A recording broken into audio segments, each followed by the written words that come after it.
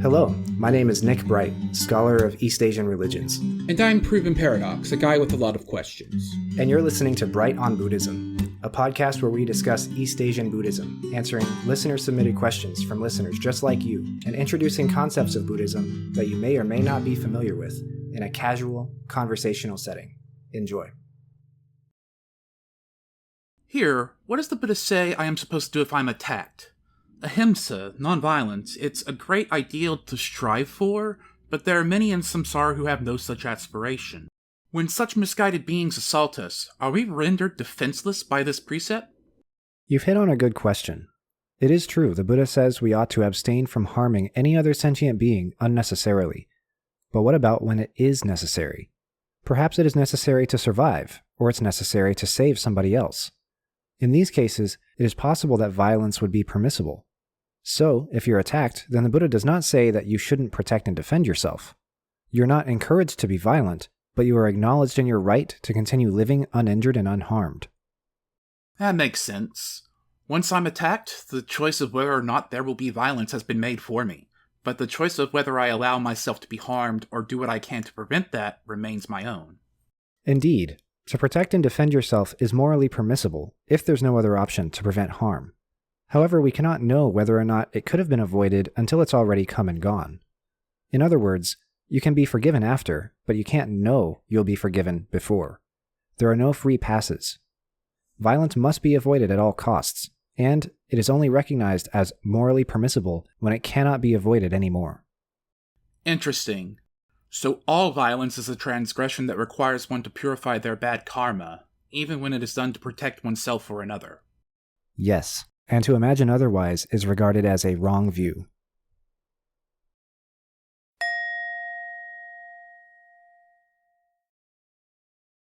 Hello and welcome to this week's episode of Bright on Buddhism.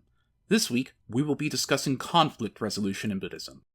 How does Buddhism argue that one must respond when they have been wronged? Does it teach that you should just take it and not respond at all? How does this relate to Buddhist-influenced martial arts? We hope you enjoy. So, let's get into it. How does Buddhism argue that one must respond when they have been wronged? This is a very important question. Before answering it, let's set up some context around it. There's this imagination in the West that when Buddhists are kicked around, they cannot respond with any sort of violence because of nonviolence and equanimity being taught as such high virtues. This plays into the stereotype we've discussed before, where people in the West call somebody Zen if they're very chill and relaxed people who never have strong emotional responses to stuff. As we've said before, that stereotype exists because Western people think that all Buddhists are peaceful and nonviolent. The stereotype actually has roots in Western colonial propaganda that originates as far back as the 19th century. At that time, European expansionism was at its peak. Europeans portrayed and imagined people from Asia as feminine, nonviolent, primitive, and weak, whereas Europeans viewed themselves as masculine, strong, and capable, at least militaristically. Buddhism got wrapped into this viewpoint because most of East Asia is and has been Buddhist, which teaches nonviolence and equanimity. Europeans assumed that Buddhism influenced East Asian culture into being weak and quote-unquote feminine. By contrast, they claim that Christianity made their culture strong and quote-unquote masculine. The Christian God is regarded as masculine, stronger and more powerful than they believe the Buddha to be, and so they thought that made their culture superior. This continues into the present day, where Westerners still think of Buddhists as being inherently nonviolent. This framing conveniently leaves out that one of the Christian commandments is thou shalt not kill, and that Jesus preached about turning the other cheek, and lots of other Christian nonviolent rhetoric. Just as not all Christians practice nonviolence, like the Bible says they should, not all Buddhists practice nonviolence like the Buddha says they should. These are religious ideals, but they are almost never realities. As such, we'll talk about the religious ideals and doctrines from a textual point of view, and we will also talk about some of the historical realities concerning real Buddhists who have and have not lived up to those ideals. Although the Buddha preaches nonviolence, there are several exceptions that come up across history. The first doctrinal exception regards how we ought to view people who commit violence. As Mahayana Buddhism reimagined earlier Buddhist ethics and morality, immoral people were looked upon less judgmentally than before. Whereas violators of the moral precepts were previously considered contradictory and contrary to the moral standards of the Buddha's teachings, doctrines like Buddha nature reframed them as misguided individuals who were still deserving of compassion. Instead of there being a moral in-group that practiced the perfections of nonviolence, equanimity, compassion, etc., and an immoral out-group that was violent, people were on somewhat more level ground. In other words, people who did violence were not thought to be the opposite of good, they were thought to be less good than others. There is an argument to be made that this view existed in the earliest iterations of Buddhism as well, but it becomes ever more emphasized in the Mahayana. The distinction may seem minor, but it leads to the forgiveness, both before and after the fact, of lots of acts of violence in East Asian history. For example, Mahayana Buddhism has been incredibly popular in China for 2,000 years, and over the course of that history, there have been many Buddhist emperors, soldiers, and killers. These people did lots of violent acts to expand the borders of a state, to acquire wealth and resources, or because they just liked killing. For tons of them, being Buddhist was pretty much completely unrelated to their attitude towards violence. We can see similar things in the West as well. Consider the American military. Many enlisted soldiers in the US identify as Christian, and many of them break the commandment prohibiting killing as part of their job. Their roles as soldiers are pretty much unrelated to their Christianity, or at least most of them don't care about that commandment as much as they care about their role in the military. Back to Buddhism. This less absolute opinion regarding violence led to another historical development in Buddhist doctrine, which we might call righteous violence. In Mahayana and esoteric Buddhism, violence committed in the name of protecting the Buddha, of protecting Buddhism, or protecting Buddhists becomes regarded as morally permissible, perhaps even meritorious. This expanded to further extremes, such as that violence in the name of preventing further violence, ending ongoing violence, or saving another from violence becomes permissible. This led to the emergence of soldier monks, which we discussed briefly in episode 104, What is the Relationship Between Buddhism and Martial Arts? Check out that episode for more about the soldier monks. Further doctrinal developments in Buddhism's history also play into this phenomenon. For example, the grace and compassion of Buddhism bodhisattvas came to be more emphasized. By this doctrine, people believed that they could acquire forgiveness and attain bodhisattvahood or Buddhahood even after a life of violence through the compassionate efforts of Amida, or through simply chanting the Nenbutsu, or by visualizing the Buddha at the time of their deaths. I recommend that you check out episode 112 for more on that as well. So, when one is wronged, there are many doctrinal and historical examples of exceptions to the doctrine of nonviolence. However, it's important to note that Buddhism as a whole still does not condone violence. It simply looks upon it as being a last resort that ought to only ever be done with righteous reasons. Similarly, those who do violence ought not to be judged unfairly or thought of as less than. They must instead be treated with compassion and be gently and compassionately led away from that lifestyle rather than treated like evil and unforgivable people. So to return to the original question, if one is wronged, it is best to be nonviolent and equanimous about it, if for no other reason than responding in kind leads to escalation and further conflict. However, if there is no other option, or if there is some true violation of righteousness or of justice going on, then violence is permissible, as long as it's not excessive, as long as you don't enjoy it, and as long as it's not selfish. I've mentioned something here that I would like to discuss in a little more detail. Who decides what is excessive? Who would know if you enjoyed it? What constitutes selfish and unselfish? These are questions that have led to a lot of debates over the centuries, and we can't go through them thoroughly, but there are both simple and complicated answers. Excessive could simply mean that the violence was beyond what was absolutely necessary to protect somebody or stop ongoing aggression. Similarly, it could have to do with the karmic situation of everybody involved, whether anybody involved is enlightened, or what stage they're at, and more. Enjoying the violence is an interesting layer as well. Delighting in something immoral is an obvious deciding factor as to whether or not what you're doing is selfless or selfish. Would you rather walk through a bad neighborhood with somebody looking for a fight because they have fun in them, or would you rather walk through it with somebody who only fights to protect others? Obviously, the person looking for fights is going to get into them more often than the other, so they're more likely to be breaking the precept of nonviolence as well as being selfish. Doing it for one's own joy is obviously more selfish than doing it for the well-being of others, or in the name of the Dharma. Does Buddhism teach that you should just take it and not respond at all? Absolutely not. As we've been saying, it discourages violence, but it does not expressly prohibit it in 100% of cases.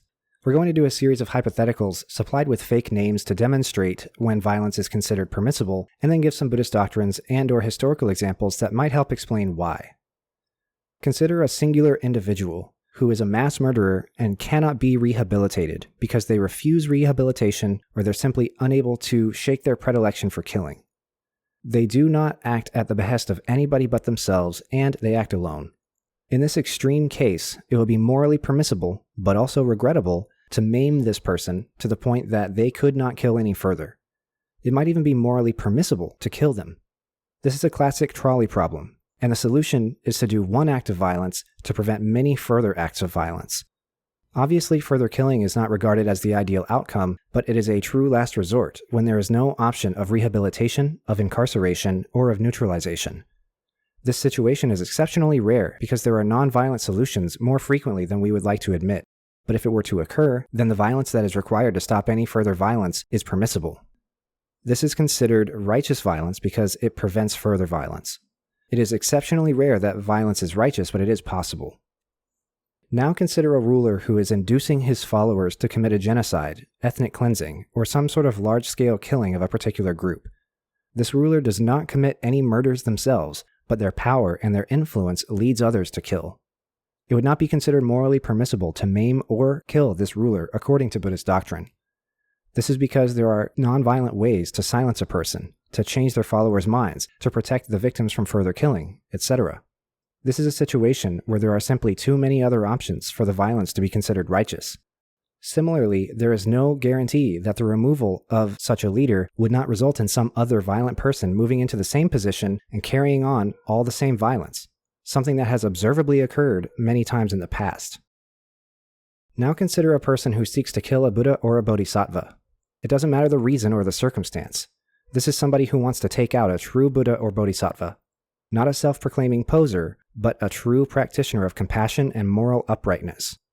It would be morally permissible to commit acts of violence to prevent this person from killing the Buddha or Bodhisattva. The Buddha or the Bodhisattva is considered far too important to the realm, to reality itself, to be killed. Remember that dukkha is often metaphorically regarded as an illness, and the Buddha's teaching is considered medicine. Not only has a true Buddha perfected abstinence from violence, they've also perfected its opposite, which is compassion and loving kindness and saving people from samsara. Thus, killing this Buddha would prevent the enlightenment of countless beings. It would prevent the remedying of a huge amount of dukkha in the realm.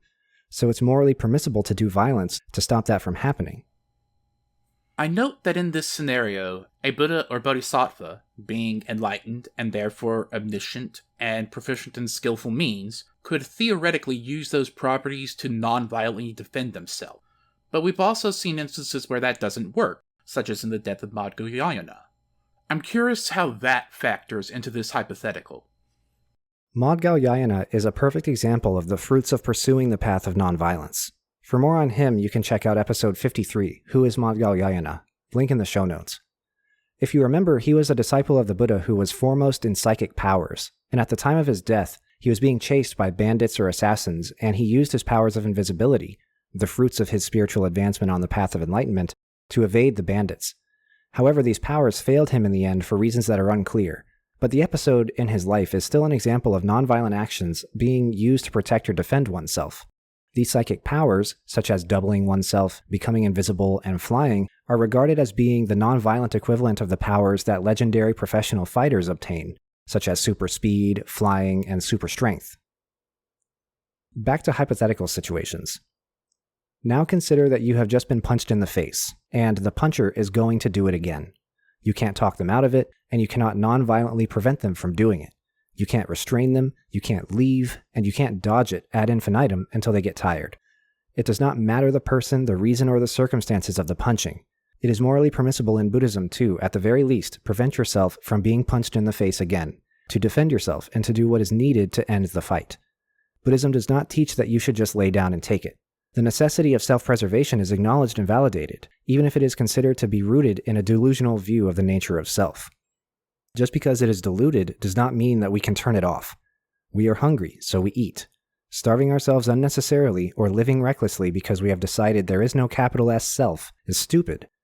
Similarly, allowing ourselves to be injured or killed for no reason other than that somebody wanted to be violent toward us or to kill us is considered a stupid waste. What is regarded as better is to preserve ourselves and survive, so that we can go out and pursue the Buddhist path and practice compassion in the world. This is the difference between detachment, where you don't care about anything or anyone, and non-attachment, where you care about yourself and others, but with the understanding that they are transient, and with the understanding that you must be vigilant against attachment and desire. For more on that difference, check out episode 5, What is Non-Attachment? Link in the show notes. I think one could argue that being a passive punching bag in these circumstances is also harming oneself, which is also immoral according to Ahimsa. I agree, and I think that it primarily depends on the reason for allowing oneself to be a punching bag as well. Some people seek out physical pain due to the same reasons that they seek out pleasure, and sometimes even pain is considered pleasurable to some people. Thus, people can be addicted to it in the same way that they can be addicted to pleasures, and that's no different and no better than beating people up for the fun of it. However, allowing oneself to be a punching bag out of compassion and desire to not harm the aggressor could actually be meritorious, depending on the situation at hand. The nature of the karma of every situation is all very contextual and circumstantial. That's why mastering it is none other than attaining total enlightenment, and attaining total enlightenment is none other than actual complete omniscience. It makes this a very complicated thing to try and think through and do the quote-unquote moral calculus, sitting here talking as unenlightened beings ourselves. How does this relate to Buddhist-influenced martial arts? Something that underlies this entire discussion is that even when it is permissible, violence is still heavily discouraged, and there are other factors that can make it unrighteous and immoral. Delighting in violence or killing makes it immoral in every and any case in Buddhism, full stop, because delighting in violence is inherently selfish and unwholesome. Seeking out violence or feeling good about violence, even when it is righteous, even when it is morally permissible, is not only a display of desire and attachment, but very importantly, it is also seen as duplicitous. To be specific, righteous violence is understood to always involve some sort of self-sacrifice or selflessness for the preservation or protection of others. That selflessness should always be one's whole approach and mindset. If any desire for violence, for glory to oneself, or for some self-serving outcome, or anything like that enters the equation, then the entire act of violence is entirely immoral. Buddhist discussions about morality and violence can be difficult because probing and interrogating the limits and bounds of violence can be a sign of desiring it and seeking it out. The question then becomes, why do you want to know so much about violence and when you can get away with it? Asking these questions could be a sign that you just want to commit violence, and that's bad. All forms of violence are discouraged in Buddhism. It is only retroactively, after the fact, that Buddhist thinkers can look at events and say, this was morally permissible because of X, Y, and Z. You can't go into a situation in real time and know that the violence that occurs is going to be permissible or not. And even if it is, that doesn't mean that you quote-unquote got away with it. It means that you did the right thing in that given situation. This brings us to Buddhist martial arts. As we've talked about, there's no doctrinal or textual relationship between Buddhism and martial arts, but martial arts have emerged and evolved in Buddhist cultures and among Buddhist groups. Their perception of violence, of fighting, of conflict is very complex. We discussed that more in episode 104, but in brief, the martial arts themselves are practiced as a form of physical fitness, a form of moving meditation, a form of cultural preservation, and a form of veneration of the tradition of soldier monks. Buddhist martial artists notoriously only use their martial art defensively and for sport, if they ever use it at all. Consider the idea of the noble warrior. This is a problematic idea because it's propped up by ideas of personal pride and glory that Buddhism would denounce, but one of the important themes of this concept is the idea that an ideal warrior or martial artist is one who detests violence and using their martial art in any real-life situation. Even the more violent and more external martial arts, such as kung fu, karate, and others, teach that using one's training for evil or violence is extremely wrong. How many martial arts movies involve a cocky student breaking off from their martial arts school and going around beating people up, and then the righteous, noble student has to win a martial and a moral victory over them and show them that brawn and martial prowess isn't its own justification. Might is not right. I could probably name 5 off the top of my head. That is a very popular trope in martial arts fiction, and the reason why is that it's based strongly in how these martial arts are taught. They're presented not as tools for people to dominate others, but rather to preserve them and protect them. We're supposed to use these martial arts defensively, never offensively, and this is even more true in Buddhism-influenced martial arts. I say all of this because the answer to the question of how this conversation relates to Buddhist-influenced martial arts is that the rules for what is morally permissible and what isn't are exactly the same for them. There's no difference, simply because martial artists are more skilled at violence or more trained in how to deal with it. Their moral status is no different than anybody else's. To use an analogy to simplify what I'm trying to say, whether you know how to drive or not, it's not okay to hit somebody with a car. It really is that simple. We hope you enjoyed this week's discussion of conflict resolution in Buddhism. Join us next week where we will be discussing visions and dreams in Buddhism. What is the role of visions and dreams in Buddhism? What are some visions and dreams that Buddhists have had? How ought we understand them? How are they different from imagining a thing? We hope to see you there. Thank you for listening. Thank you for listening, and we'll see you next time.